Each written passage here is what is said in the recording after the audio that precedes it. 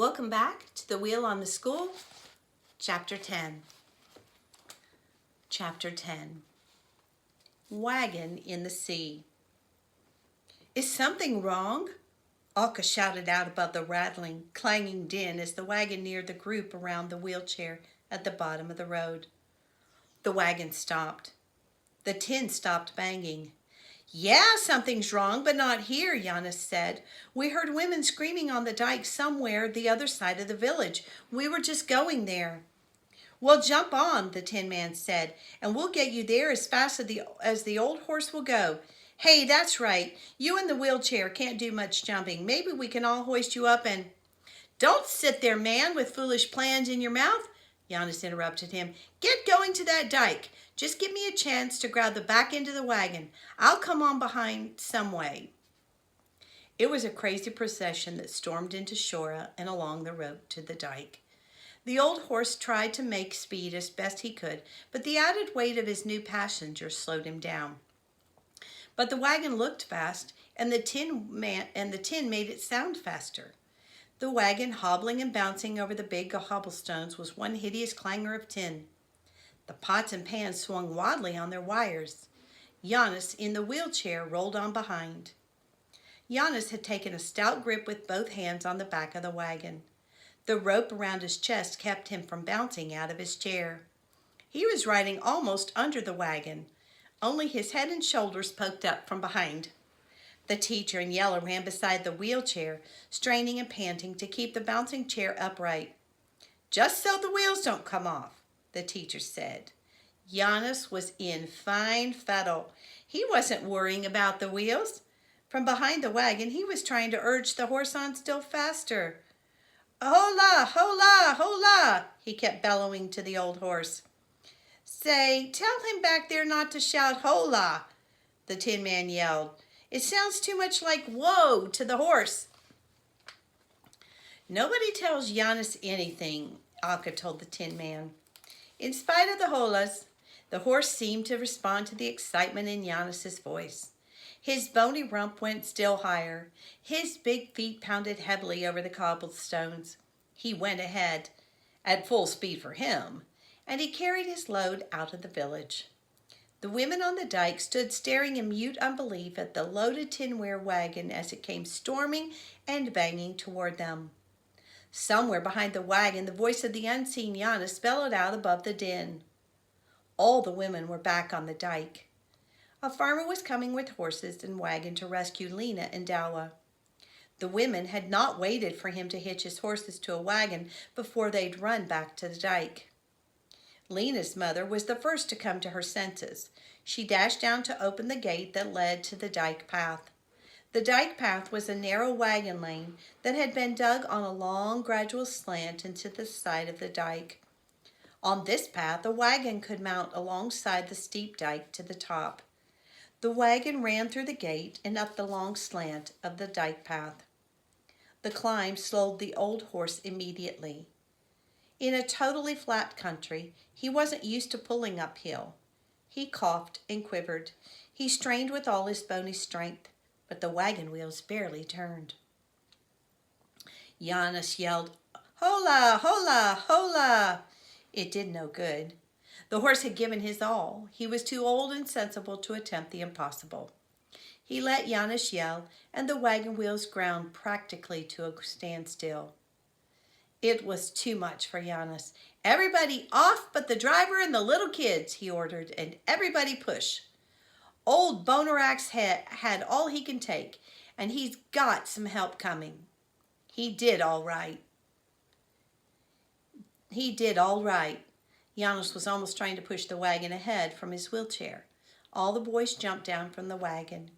Even the Tin Man vaulted from the high seat, and his wife took the reins. Up on top of the dike, Giannis stood struck speechless, too surprised to do anything but stare. But as the wagon neared the crest of the dike, she found her voice. Was that my Giannis? Did I hear Giannis's voice? Then the wagon came over the dike and rolled to a stop before the women. Giannis came from behind it in the wheelchair, proudly pushing himself toward his astounded wife. He was triumphant. Sure, it's Giannis. Who'd you think it was? Santa Claus? No, but it's as good as Santa Claus, the woman said softly. Giannis looked away from her and swung his wheelchair around to look at the sea. He took in the situation of old Dalwa and Lena stranded, knee-deep in water now, on top of the upturned boat. Once again he stared far out to sea. He sat there almost quivering. He snuffed in the tangy sea air, opening his mouth wide and breathing it deep. Here he was on the dike with the sea below thundering in full tide. Here he was in the midst of things again. He shook his head to shake off the mood and then took command. Off with all the kids and Tin here on top of the dike, he said. We can't have the Tin Man's wares getting rusty from salt water, but we've got to use the wagon to get the old man and the girl. Everybody get busy, but use your heads. If I still know my sea and my tides, we've got half an hour before those two on the boat go under. So pile the stuff neat and don't knock dents into it or scatter it all over. All the women and the boys rushed to unload the wagon, but one of the women remembered the farmer. She rushed away to tell him he and his wagon would not be needed now. Hey, Tin Man, Giannis yelled, will your horse go into the sea or would it scare him spitless? Not him, the Tin Man said promptly. He's used to the sea. If I'm near the sea, I take him into the salt water almost every noon to tighten and heal his old flat feet from the road sores. He loves it. Ah, good, Giannis said. He studied the big feet of the horse. Yes, I can see. He's a willing old skate. Does his best. His splay feet should come in handy. At least he shouldn't sink into the silt when he's got to tug the wagon into the sea. Not on those snowshoe feet of his. Behind Giannis, the women and boys had the wagon empty. The neat piles of pots and pans and kettles stood in an orderly row on the top of the dike. Beyond the piles stood a soldier-like row of coffee pots, which wouldn't stack. Beyond the coffee pots, the pieces of tin which the Tin Man used to patch old pots and pans were piled beside his box of tools. Giannis ran his eyes over everything and saw that all was in order. Fine, he said. Now into the sea, just you, he told the Tin Man. No load. It's better for the horse if the wagon floats, and you two are used to each other. The wagon started slowly down the dike toward the sea, with the old horse hanging his weight against the pushing weight behind him. Now they noticed that on top of the upturned boat, Lena had begun frantically waving her hand at them. Dalwa stood beside her, holding her. He seemed to be instructing Lena. Quiet, everybody, Giannis cried. They're trying to tell us something. The Tin Man stopped the wagon halfway down the dike. Everybody leaned forward to hear the long, screamed-out words that came from the boat over the thundering tide. Lena stopped shouting and turned to the old man as if for further instructions. She began shouting out each word even more slowly this time, and shriller and higher. Giannis waved both his hands high above his head. It's all right, little girl, he bellowed over the waves. I got it. Giannis will fix it.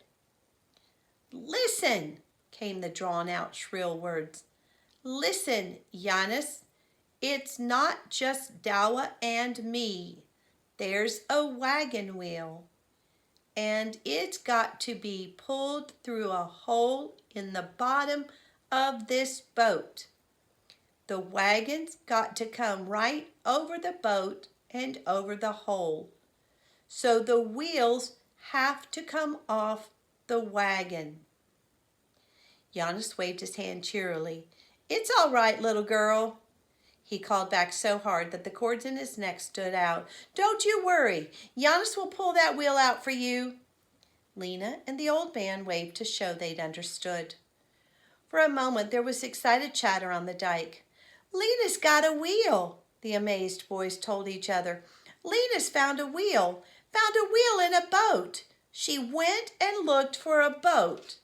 She went and looked in a boat for a wheel. It's crazy. Yella summed it up for all of them. But Giannis turned on them. What are you, Magpies, cut out the chatter. Tin Man, he shouted to the wagon on the side of the dike. Have you got a wagon, Jack? Sure have, the Tin Man said. With a wagon like mine and the wheels I've got, you need a jack almost as much as you need a horse. But I don't think we'll need a jack. The wheels come off easily. They've been on and off so often. If I just ride into the tide, the horse in the water will hold the wagon up enough so we can pull the hind wheels off. It'll be quicker. Good. If it's quicker, that's what we'll do. We've no time to waste. As the tide gets higher and the tide current begins to hit their legs, those two will find it harder and harder to keep their footing on that slimy boat. It could sweep them off. Giannis wasn't satisfied until everybody but the women was busy with the wheels. The teacher was ordered to wade waist deep into the sea to help the Tin Man with the front wheels. They were the only two tall enough to risk the depth of the tide water that far from the dike. The boys worked on the back wheels. With everybody busy, Giannis studied the sea again and the half-submerged figures of the old man and the girl standing in the rushing water. Well, he said to the women, look at that. There stands that little bun of a girl, and she isn't a bit panicky. Up there to her little belly in the cold water. Who did all the screaming a while back before we came? That bun of a girl is my daughter, Lena's mother said quietly, and we did all the screaming. She isn't panicking. She isn't panicky because of old Dawa, and we aren't panicking now either, you may have noticed. We got desperate because we didn't know what to do, but now you're here, there's a wagon, and you seem to know exactly what to do, and now I'm not worried. Giannis went red with pleasure. Those are kind words, Lena, he said thickly. You don't know how kind. He looked at his wife.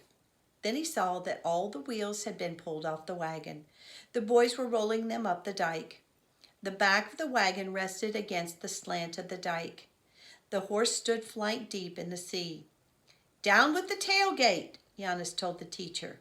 He propelled himself down the slant of the dike and rode over the open tailgate into the wagon. Come on, he called. Everybody on, but the women and tots. We're going to need weight now to hold the wagon in place above that boat if we're going to get the wheel out. Hurry! His wife stepped toward the wagon. Giannis, do you think? She bit her tongue to cut off the words.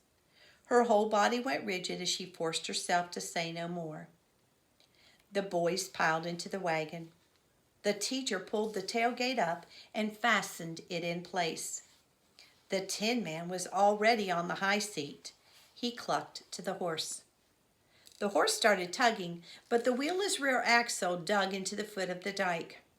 All the women hurried forward, and half lifting, half pushing, they freed the back end of the wagon. The horse tugged it into the sea. Now the wagon box floated free. It swung and swayed behind the horse as he breasted the tide.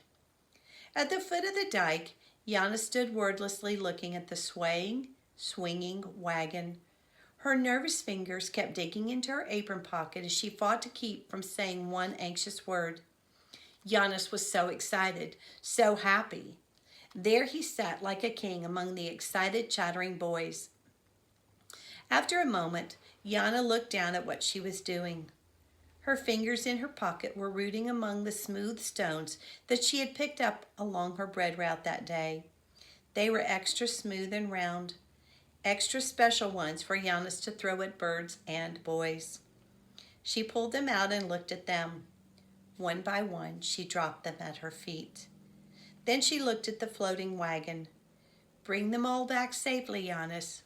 Wheel and all, she suddenly called out. Bring them all back safely, Giannis, wheel and all, she suddenly called out.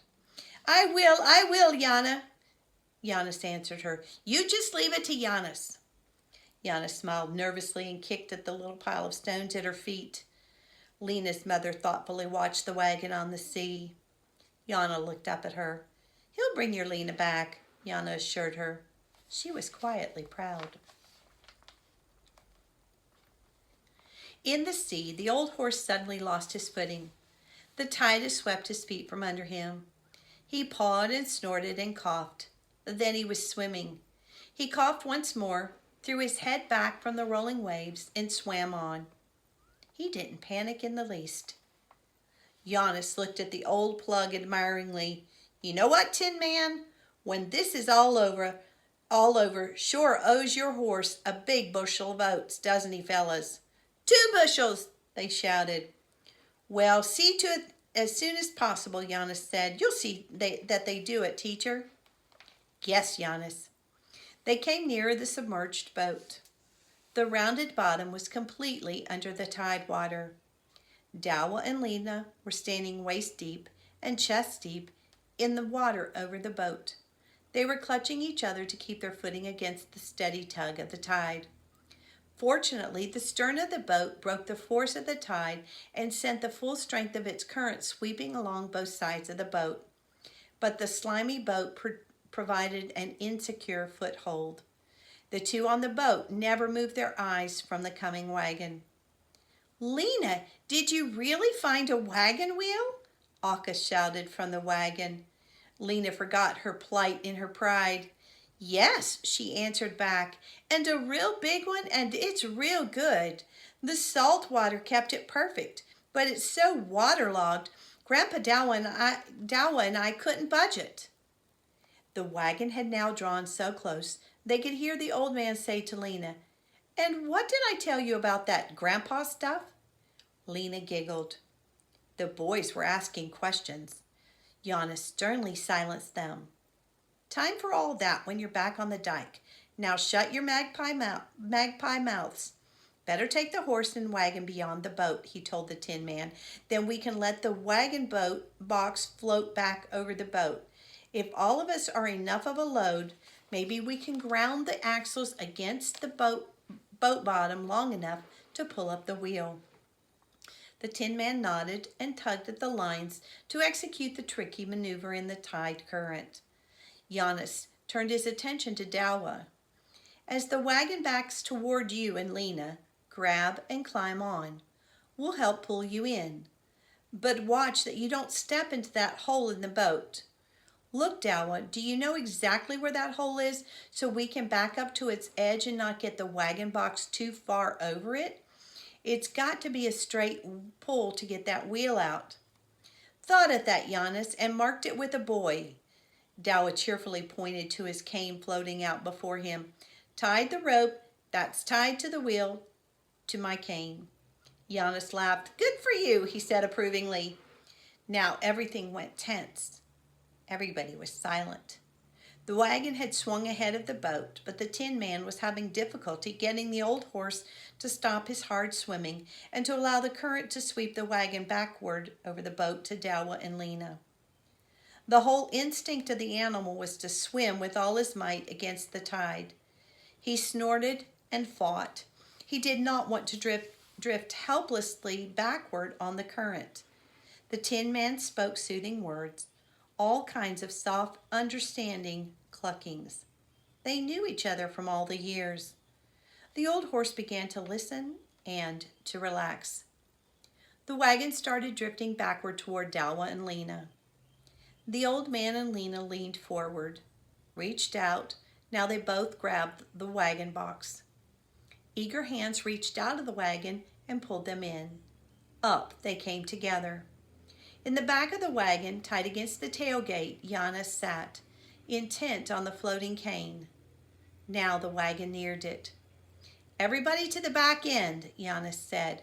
We've got to weigh the back end down and try to make the axle dig into the keel of the boat to stop the wagon. Everybody crowded toward Giannis. Their weight was enough. Suddenly the wagon stopped and settled down on the keel of the boat. The horse was still swimming.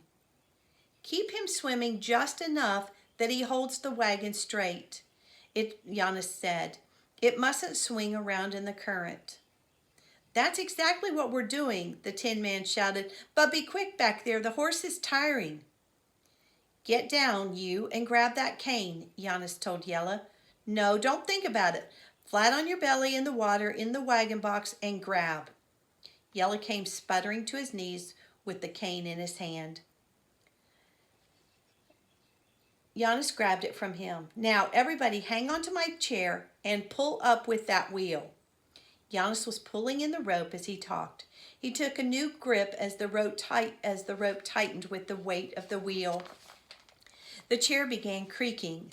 Giannis's great arms bulged. The creak of the chair was the only sound above the rushing of the tide. The wheel began coming up. Suddenly it caught against the edge of the hole. Giannis muttered, got red-faced and fierce, and then, with a mighty heave and a tug, he freed the wheel. Up rose the rim of the wheel out of the water. But Giannis's violent struggles had loosened the axle from its dug-in hold on the rotted keel of the old boat. Suddenly, the wagon pushed backward out over the hole, and the wheels started to go under the wagon.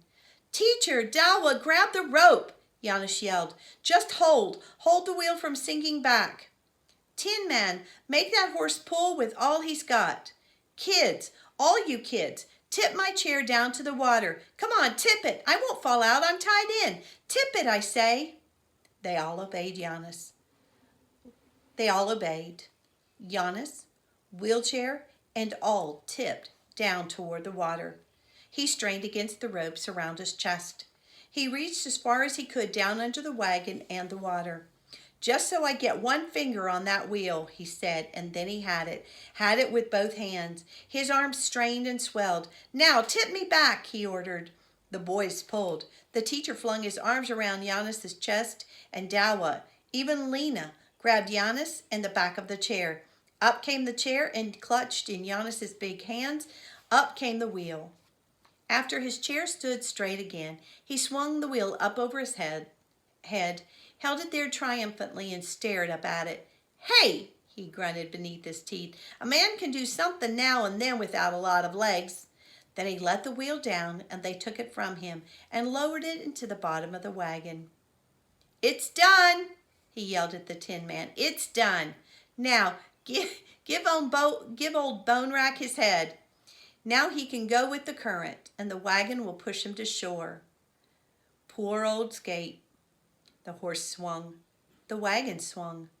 Horse and wagon swung around and swept toward the dike at the speed of the onrushing tide. The old horse merely had to move his legs to keep himself upright. From the dike came the excited cries of the women. They were crowded together at the edge of the water. They waved their arms and cheered. The dike loomed, closer and closer before the wagon in the sea. The tide swept them on toward the solid dike, which rose like the wall of a great fort above the thundering sea. All right, see you in chapter 11.